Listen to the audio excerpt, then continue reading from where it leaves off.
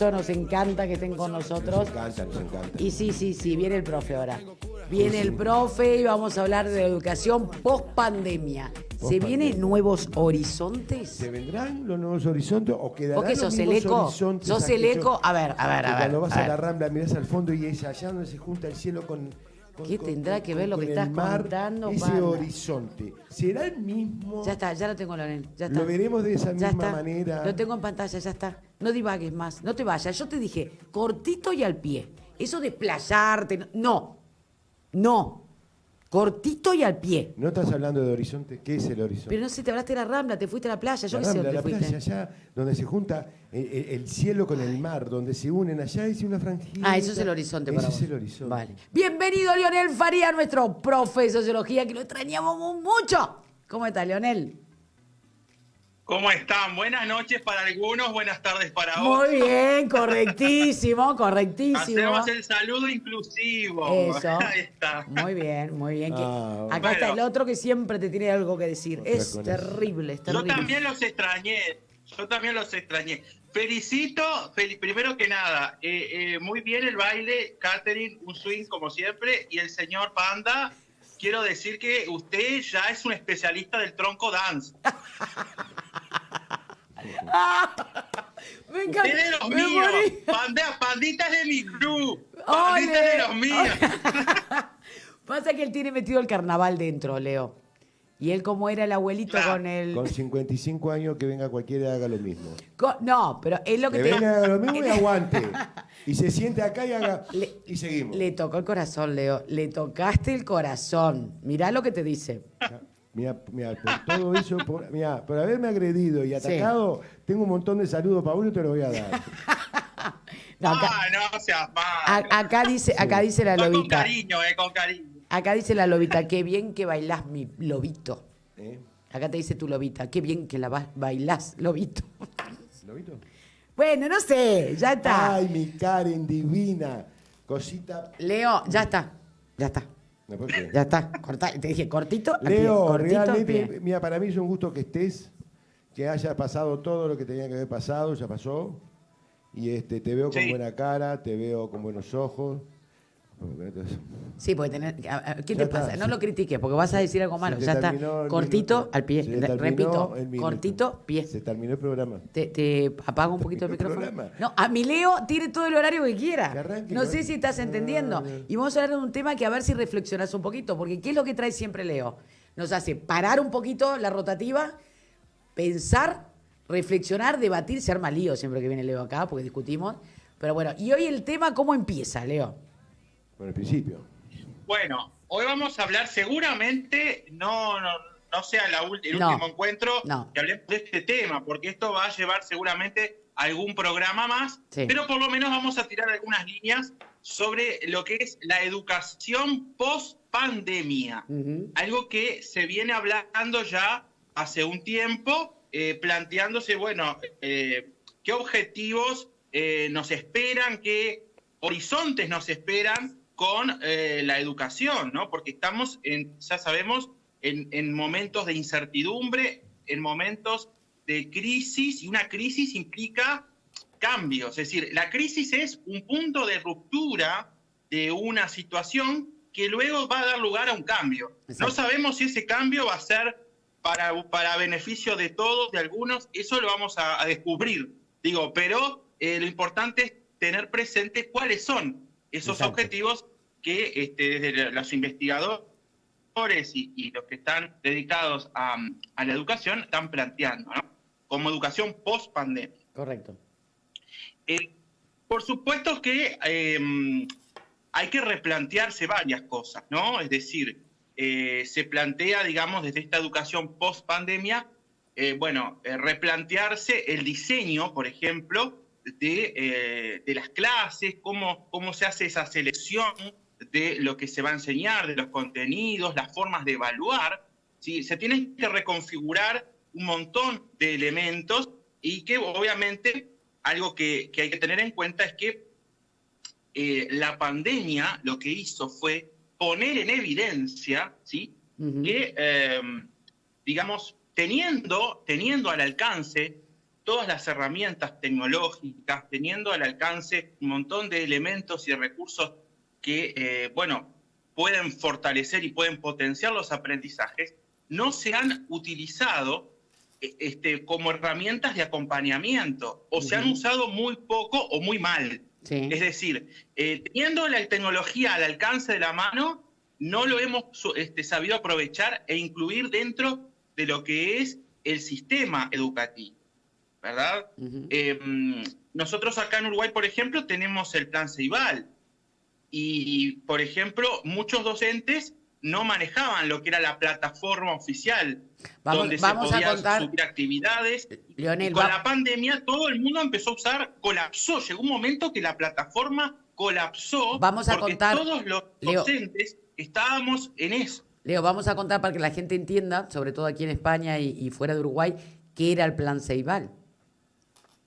Claro, el Plan Ceibal justamente fue un plan que surgió hace más o menos unos 15 años, justamente donde a cada niño y a cada joven se le otorgó una computadora, ¿sí? Una laptop, gratuitamente, para poder trabajar, utilizarla como recurso didáctico, ¿no? Obviamente esa computadora además incluye programas, aplicaciones con un perfil didáctico, educativo, pero el tema está en, la carencia en la formación, por ejemplo, y la actualización hacia los docentes en el uso de esas herramientas para poder usarlas y potenciar esos aprendizajes. Ahora en este último tiempo, con la pandemia, se ha empezado como a generar mayores, digamos, espacios o instancias de formación en esto. Entonces, esto es hacia donde uno de los objetivos por los cuales, esta educación post-pandemia es hacia dónde va hacia el aprovechamiento de las tecnologías para el desarrollo de los aprendizajes, ¿no? Entonces, algo que demanda el futuro, sin duda, de la educación, es pasar de una metodología, digamos, pasiva a una metodología mucho más activa, donde el joven, el niño, el adolescente, ya no sea visto como un consumidor o un receptor de información y contenidos, que es que el docente le impone o le inculca o le transmite, sino que sea él, ¿verdad?, el protagonista, sea él el creador, ¿sí?, de esos contenidos, de esos conocimientos, a partir de las experiencias que se van generando y que el docente debe orientar y debe guiar hacia esas experiencias de aprendizaje. Y yo voy contando después cuáles son esas experiencias o, digamos, esos desafíos que esta educación post-pandemia plantea para poder diseñar diferentes estrategias, ¿no? Diferentes estrategias de aprendizaje. Ahora, Uruguay... Obviamente que estamos en un mundo... Sí. Uruguay ha tenido mucha suerte en esa planificación que tenía anticipada, en ese plan Ceibal que ha planteado, pero es, yo creo, un porcentaje mínimo de la cantidad de países de América Latina e inclusive de Europa que lo han tenido, porque una problemática muy importante que tuvimos aquí era esta brecha, que creo que la vas a plantear, tan grande que se abrió de quienes, por ejemplo, en lo privado podían tener un iPad o un laptop o algo para poder trabajar, y los públicos, que en general aquí no existía y no tenían la accesibilidad para poder tener. Y eso ha complicado muchísimo esa brecha social y educativa, brutal. Y si lo ha hecho aquí, imagino en otros países, ¿no? Totalmente, totalmente. Y yo les puedo decir que lo he visto y lo he vivido, digamos, de primera mano, porque digo, siendo docente, claro, además trabajando en lo que es el ámbito público y privado, ¿sí?, realmente se ve esa brecha y se ven esas diferencias que la pandemia sin duda las ha evidenciado. No quiere decir que no, obviamente que eso ya estaba instalado, pero la pandemia sin duda que ha evidenciado aún más esa brecha y esas desigualdades en cuanto, bueno, a la calidad educativa, al acceso de de Internet, por ejemplo. De hecho, un momento creo que lo conté cuando recién, me acuerdo del año pasado, empezamos con este espacio, conté un caso de un liceo del interior del país, de un departamento del interior, en una zona rural, donde, muchos chicos no tenían ni siquiera una computadora, es decir, no tenían conectividad, y se tuvo que buscar herramientas para que los chicos pudieran tener acceso y poder conectarse, con un esfuerzo muy grande de docentes, ¿verdad? Trabajando para eso. Entonces, hay un dato incluso que es bien importante, ¿no? Un dato que es, ¿qué pasa con la brecha de aprendizaje en América Latina? Entre los estudiantes de clase media alta y los que se encuentran en situaciones de vulnerabilidad, esa brecha se amplía, se ha llegado a ampliar a un 25%. ¡Wow! ¿Sí? Y eso, obviamente, como producto de las desigualdades en cuanto al acceso a una educación no presencial, claro, ¿no? Además, de calidad. Claro, y además eso es terrible, porque si antes hablábamos de desigualdad social, frente a estas situaciones tan complicadas, lo amplía exactamente más, y entonces el que tiene poder, el que tiene dinero, va a seguir creciendo en su educación y va a tener más probabilidades, y volvemos a lo mismo de siempre. Siempre el más débil es el que termina pagando más fuerte, ¿no? Exacto.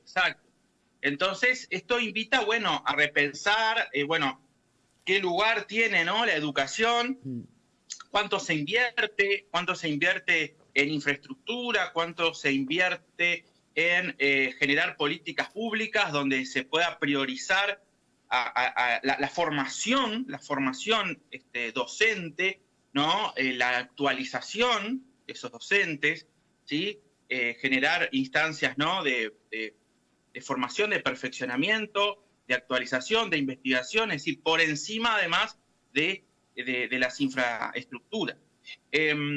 Algo que sí tenemos que tener presente, y una de las cosas que se plantea esta educación post-pandemia, es justamente el aprovechar la tecnología, pero además orientar a que el propio joven empiece a hacer un uso más creativo, más innovador y más crítico de la tecnología. Es decir, no es simplemente le mando a buscar información y ya está, ¿no? Sino, esa información donde, ya sabemos que estamos bombardeados por todos lados de información, estamos sobreinformados, ¿no?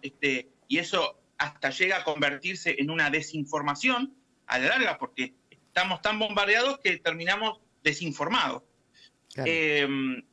Eso habilita a darle herramientas para que ese joven sepa usar críticamente esa información con criterios, ¿no? No decir sí, amén a todo lo que pasa por internet. Y volvemos un poco a lo que planteaste en otra oportunidad, que tú como docente hablabas del tema del copiar o no el copiar, o tener un libro frente a la mesa en un escrito o no.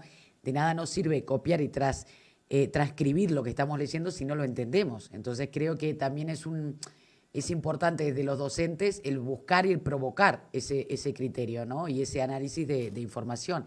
La familia también tiene que jugar un papel fundamental en esto, ¿no? Sí, totalmente.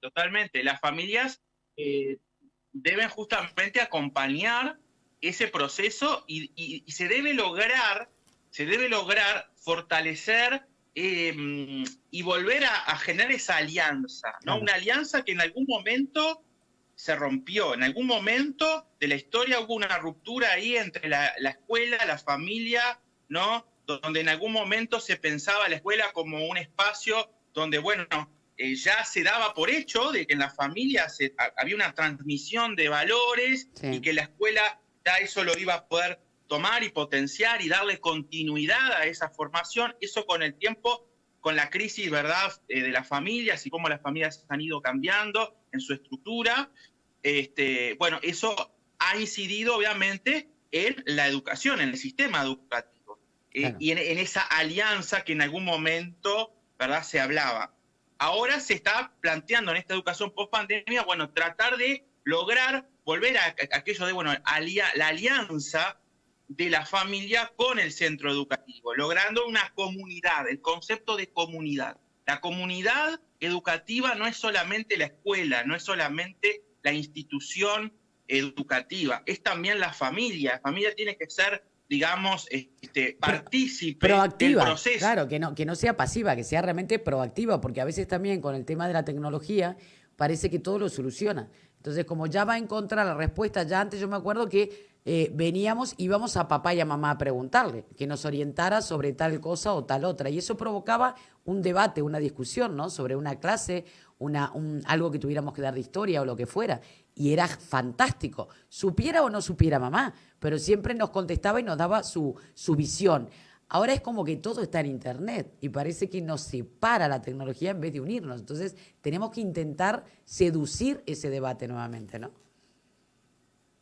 Claro, exactamente. Y que las familias además conozcan de primera mano los criterios con los que se evalúa. Exacto. Al niño, al joven, y que además los informes que se hacen, que de hecho en algunas instituciones se viene implementando, el hecho de los informes o los carnets o los boletines, ¿no?, que se le entregan a los niños y a los jóvenes con las calificaciones, hacer partícipe a las familias en esos informes, ¿no? Y que las familias también puedan autoevaluarse. Y algo que es muy importante, es un concepto que los investigadores incluyen en esto de la educación post-pandemia, que hay que fortalecer, es lograr lo que se llama el metaaprendizaje. ¿Qué es el metaaprendizaje? El metaaprendizaje implica que el joven, y por lo tanto también las familias, porque son parte de esto, el joven se empiece como a repensar cómo aprende, ¿no? ¿Cómo aprendo yo? ¿De qué forma? ¿Cómo aprendo? ¿Para qué aprendo? ¿No? Y eso de como autoevaluarse y repensarse en el cómo aprendo y el para qué, eso habilita o invita a generar, a identificarse, a conocerse uno como estudiante, ¿verdad? Y ver de qué manera eso, digamos, nos puede arrojar luz en qué cosas yo tengo que poder mejorar, fortalecer, cuáles son mis debilidades, cuáles son mis fortalezas, y que eso también la familia lo pueda propiciar, lo pueda fomentar, ¿verdad? Eso de lograr un metaaprendizaje, ¿no? El conocerse, hacer como una introspección, ¿no? Desde lo intrapersonal, pero también conocer al otro, a sus pares, y aprender de sus pares, y aprender de las fortalezas de sus pares también. Y ahí entra también lo emocional. Me encanta todo lo que estás planteando, porque es algo que, como tú decís, tenemos que reflexionar y rever, porque todo esto no es algo que pasó en este momento y se queda atrás. Esto no para, y hoy es esta pandemia, pero más adelante, y creo que lamentablemente va a ser así, vamos a tener muchas situaciones que nos van a poner en riesgo a nivel de salud, como sociedad, y tenemos que plantearnos ya prevenir estas cosas, ¿no? Totalmente, totalmente. Y además, tener en cuenta que las instituciones educativas, la comunidad educativa, para hablar, digamos, de este concepto que mencioné recién, la comunidad educativa tiene que ya empezar a darse cuenta que estamos ante un mundo y un escenario incierto, y que por lo tanto la comunidad educativa tiene que tener flexibilidad, tiene que saber que no podemos seguir en un sistema rígido. Es decir, tenemos que lograr ampliar y saber de que, bueno, que uno puede llegar a plantearse o a proponerse ciertas metas y ciertos objetivos, pero que tienen que ser revisados permanentemente. Por eso esto del la metacognición, ¿no? El pensarse a sí mismo, repensar mis objetivos, repensar qué estoy haciendo, para qué lo estoy haciendo, será viable, no será viable. Todo esto tiene que ser un ejercicio permanente en el sistema educativo. Tiene que ser algo flexible, ¿sí? El repensarse permanentemente. ¿Por qué? Porque el mundo es cambiante, y esto que está pasando con la pandemia nos ha hecho ver justamente que es muy difícil pensar algo a largo plazo, ¿no? Exacto. Sino que tenemos que acostumbrarnos a esto, al mundo flexible, Total. ¿no? Y más en el A un tema escenario educativo. cambiante. Claro, y más en el tema educativo. Porque hicimos. Pues me encanta el tema que has planteado hoy. Bueno, como siempre, como todos los temas que planteas, Leonel. ¿A que sí, Pandita? Nos ha dejado callados. Y A eso mí es me raro. dejaste pensando un montón de cosas. Te voy a preguntar, pues yo hace muchos años que no estoy, no sé si vos, Katy, llegaste a estar con el plan Ceibal o No. con la Ceibalita esta que le No, llaman. no. Al usar la Ceibalita, los niños en el colegio, ¿dejan de usar los libros? O sea, en realidad los libros, ahora por ejemplo dentro de lo que es la plataforma Ceibal, en los últimos años los libros se han cargado, se han subido en formato digital. No, A pero la la pregunta es, perdóname, Libros capaz que te dice mal. oficiales, ¿no? Los libros que están habilitados como bibliografía de estudio. No, pero yo pregunto el libro, o sea, no metido dentro de un ordenador, que el niño sepa leer un libro, cómo usarlo. ¿Y si lo lees en el colegio? ordenador? ¿Eh? Si lo lees en el ordenador. No, pero perdés un montón de esencia, ¿no? Aquí en España se está haciendo así. Se realiza así. Hay algunos determinados, pero muy puntuales, pero es para, desde el momento en que no cargan con la mochila la cantidad de 50.000 libros que tenían y demás, creo que en Uruguay debe ser así también. Se incluyen dentro del plan, dentro de ese ordenador, todo lo que es oficial, inclusive a nivel de costos es mucho más barato, porque pagan simplemente una licencia, ¿no? Me imagino que será igual. Exacto, sí, tal cual.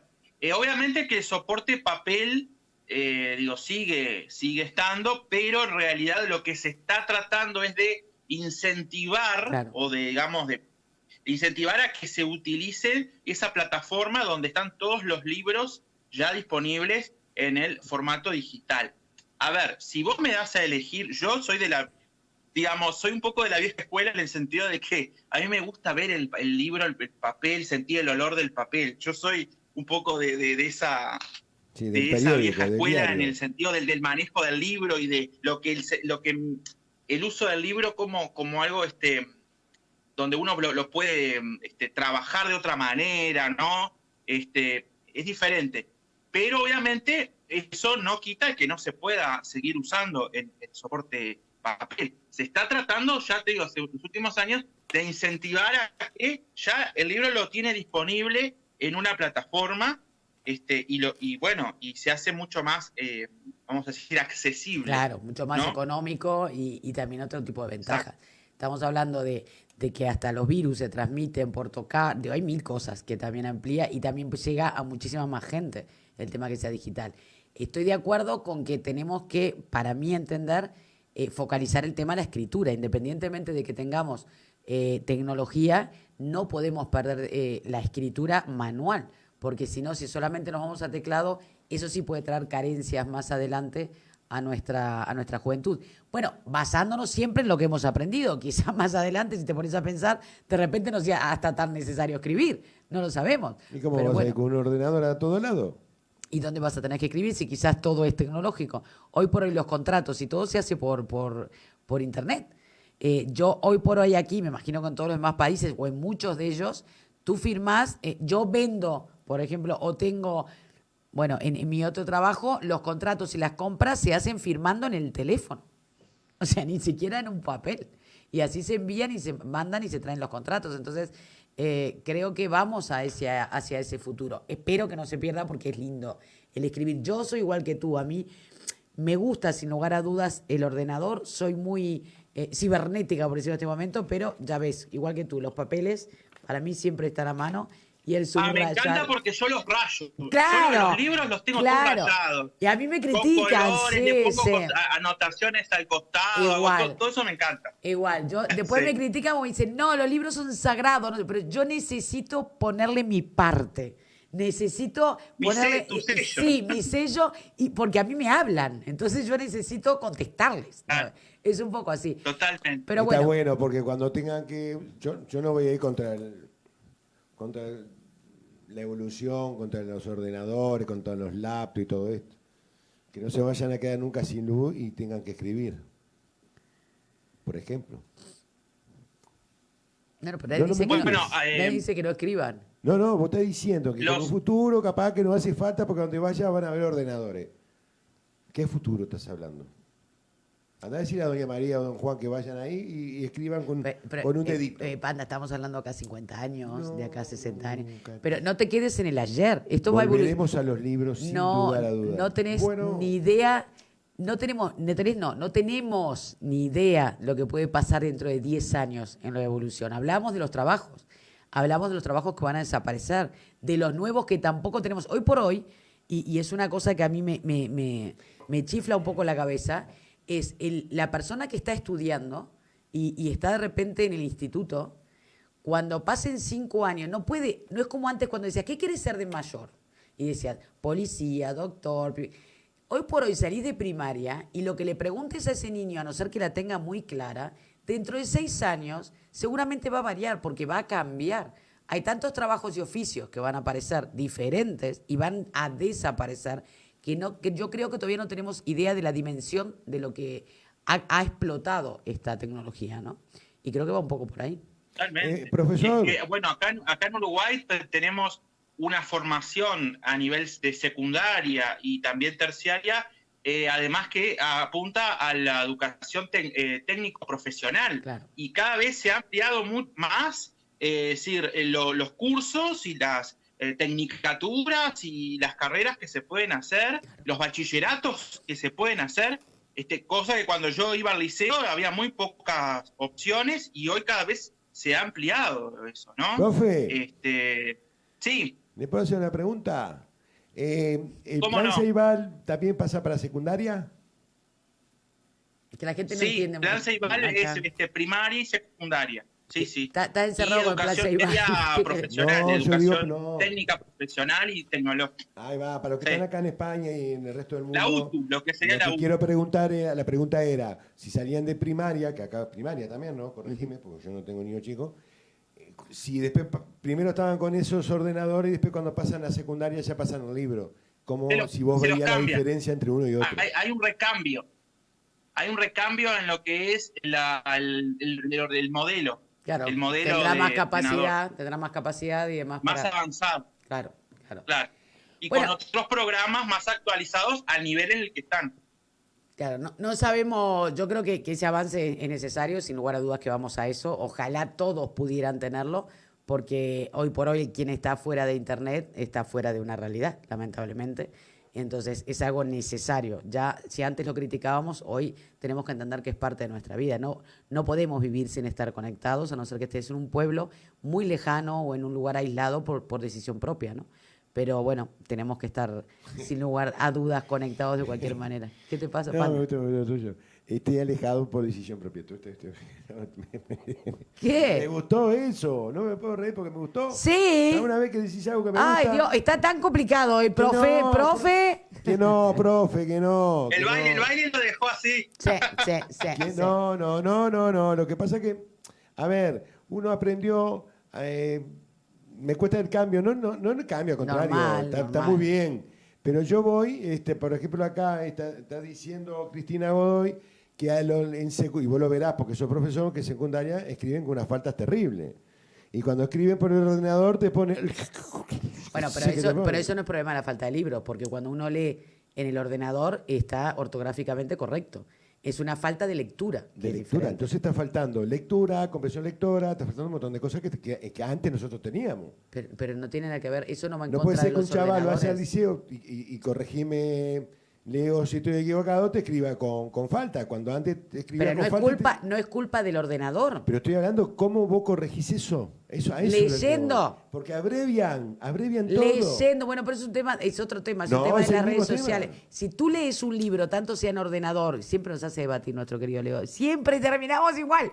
Si tú lees un libro en el ordenador, la pantalla o en papel, es igual. Estás leyendo. La mejor manera de no tener faltas No, caballero, ortográficas, para, porque me está la hablando. mejor forma de no tener faltas ortográficas Es es leyendo. leer, no Leer es y otra. escribir. Bueno, pero si lees es lo mismo, leer. Bueno, leer y Leer. escribir. Si vos todo lo haces adentro de un ordenador, los libros hoy, ¿cómo vienen acá? Pero en el ordenador España? es lo mismo, Y Panda. no, vamos a los libros que ponen acá. No te rías porque es verdad. Hoy, ¿cuándo escribe un niño si acá, desde jardinera o desde jardín hasta sexto año, el libro tiene que simplemente contestar? Porque está todo escrito. Ya no dicta. ¿Pero de dónde sacás eso? ¿Cómo sacarlo? Entonces mi hijo fue a una escuela especial. te será, porque a mí me... Mañana te traigo todos los libros de mis hijos. Bueno, en primaria existe el dictado, comprensión lectora, absolutamente todo eso. Ah, entonces mi hijo va... Tu hijo Te escondió los Me deberes. escondí si yo tenía que comprar los libros y decía, mamá va a la... Y vos tenías que poner playa. Ah, Nada bueno, más. pero cuando son chiquitos. No, y después de grande ya vienen todos para contestar nada más. Mañana te traigo un libro. Leo, seguimos con estos debates que nos planteas, nos encanta. Nos encanta, pero Bueno, esto ya da para veo, seguir. sí, que esto da para mucho. Por eso Sí. yo les decía, no va a dar el tiempo No. hoy para... Además, para ya sabes que nos ponemos acá con para hablar Panda de- y lo damos todo, así con pasión, lo damos todo y nos ponemos siempre a debatir. Perdón, pero voy a hacer, Sandra, ¿cómo es? Sandra Ocampo, muchas gracias porque estés de acuerdo, pero de eso de caballero, con Néstor o Pandita, no daré tranquila, con toda confianza. Me encantó mi hijo caballero y me miré para atrás para ver si había otro.